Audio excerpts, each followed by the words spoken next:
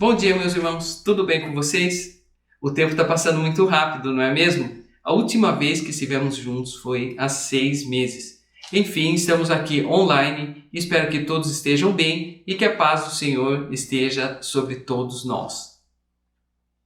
Eleva os meus olhos ao monte, de onde me virá o socorro? O meu socorro vem do Senhor, que fez os céus e a terra. Salmo 121, 1 e 2.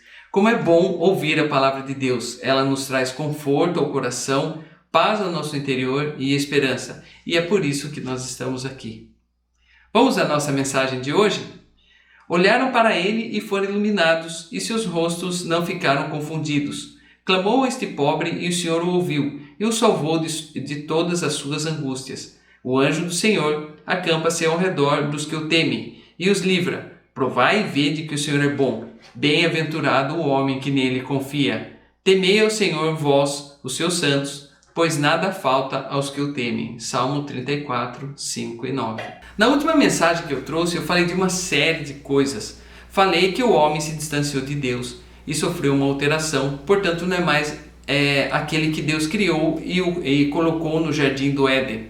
Às vezes aparece um filme na televisão de uma pessoa que nasceu numa cidade pequena, cresceu e foi tentar a vida na cidade grande. Após alguns anos, voltou para a cidadezinha se achando o inteligentão, o mais importante, desfazendo dos conhecimentos dos pais e amigos, conhecimentos que foram conquistados por anos de erros e acertos. No final, a pessoa descobre que a experiência na cidade foi interessante, mas a sabedoria local é mais importante. É exatamente isso que acontece quando voltamos a Deus. Falei também que devido ao distanciamento de Deus, o homem foge daqueles questionamentos, daquelas questões existenciais. De onde eu vim, o que estou fazendo aqui e para onde eu vou. O homem foge desses questionamentos por meio de uma série de artifícios. Por exemplo, por meio de religiões materialistas, ambientalistas, filosóficas, políticas, trabalho, passeio, diversão, academia de ginástica, pedal, churrasco, enfim, tudo que faça a pessoa pensar numa outra coisa sem pensar nessas questões ditas questões existenciais. Fora as religiões que eu mencionei, o cristão pode fazer tudo, desde que isso não seja uma fuga para aqueles questionamentos. Portanto, não é para parar de trabalhar, porque Osni disse que é uma maneira de se esconder dos questionamentos. Deus está vendo, hein? Quando um cristão cai ou se desvia dos caminhos, como dizem por aí, ele entra de cabeça num desses itens, mas isso é um assunto para outra ocasião. Nós, cristãos, sabemos de onde viemos, estamos na fase do o que estou fazendo aqui e nos preparando para onde eu vou. Aliás, a Bíblia é um excelente manual para entendermos o que estamos fazendo aqui.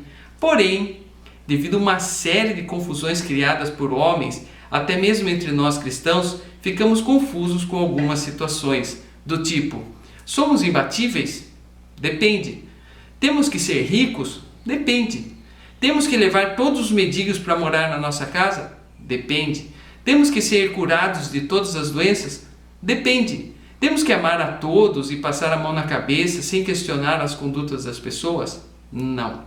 Em algum lugar, não faz muito tempo, imagino que há menos de 100 anos, muito mais confusões cristãs foram criadas. Confusões com o uso de versículos bíblicos, inclusive. Sem contar com aquelas confusões que vimos no Novo Testamento, relacionadas aos apóstolos, judeus, cristãos, de todos os lados. Mas isso não é novidade para Deus. E na Bíblia nós podemos encontrar os irmãos da igreja de Bereia, lá no livro de Atos. As características da nossa igreja, isso mesmo, a nossa igreja de Cristo em Salto, se assemelham às da igreja de Bereia. Recebemos bem as pessoas, recebemos a mensagem com avidez, ou seja, gostamos de ouvir a palavra, não é mesmo? E examinamos as escrituras. Saudade da escola bíblica, não é? Examinar a escritura é diferente de saber se o versículo está na Bíblia ou não. Já pensou se Jesus, por ocasião da tentação no deserto, simplesmente conferisse se o versículo mencionado por Satanás estivesse na Bíblia? Com certeza teria caído e hoje imagino que não estaríamos falando da palavra de Deus aqui. Portanto, examinar as escrituras, tentando entender o contexto, conectando com outras situações, permitirá que nos livremos de confusões. É um trabalho complexo, mas é o que temos que fazer. As pessoas são seres individuais, cada um é cada um com seus problemas. Já ouviram isso? Como as pessoas são seres individuais, nem sempre uma mensagem como essa que estou falando vai exatamente ao encontro das necessidades das pessoas. É importante que cada um tenha uma certa autonomia, ou seja, faça você também as suas análises, examine a palavra de Deus para se livrar das confusões que estão na sua cabeça. Na Bíblia há passagens que Paulo faz uma analogia do alimento com a Bíblia. Paulo exorta os cristãos a deixarem de serem crianças e se alimentarem de comida de criança para se tornarem pessoas adultas na fé. Adultas na fé, ou seja, se alimente de alimentos de gente grande. Busque você também respostas para os seus questionamentos, analisando a palavra de Deus. Tudo será muito legal a partir daí. Há um autor cristão muito importante, que já morreu há alguns anos, que fala sobre pecados num dos seus livros. Esse autor menciona um dos piores pecados que um homem pode cometer. Não é o tráfico de drogas, não é assassinato e nem prostituição.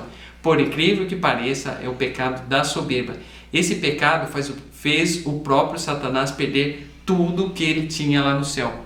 Como você agora será mais um pesquisador autônomo da palavra de Deus, sob o ponto de vista de busca de soluções dos problemas individuais, não vá achando que não precisamos mais de você, ou que você não precisa mais de nós aqui na igreja. Não deixe que a soberba tome conta de você. Olhando para a Bíblia, todos os soberbos caíram, hein? Há até um provérbio que fala sobre isso. A soberba precede a ruína e a altivez do espírito a queda. Melhor é ser humilde de espírito com os humildes do que repartir o despojo com os soberbos. Lá no Provérbio 16, 18 e 19. Qual a conclusão que nós chegamos disso tudo? Já sabemos de onde viemos, o que estamos fazendo aqui, e com as questões existenciais já resolvidas dentro de nós, nós vamos agir como os irmãos de Bereia. Vamos examinar as Escrituras para desfazer as confusões cristãs que acabaram se formando com o passar do tempo. E aí nós podemos praticar a palavra de Deus, estar com os irmãos de uma maneira muito mais livre e muito mais gostosa. Essa é a mensagem que eu tenho para vocês no dia de hoje. Espero que todos tenham uma boa semana. Obrigado.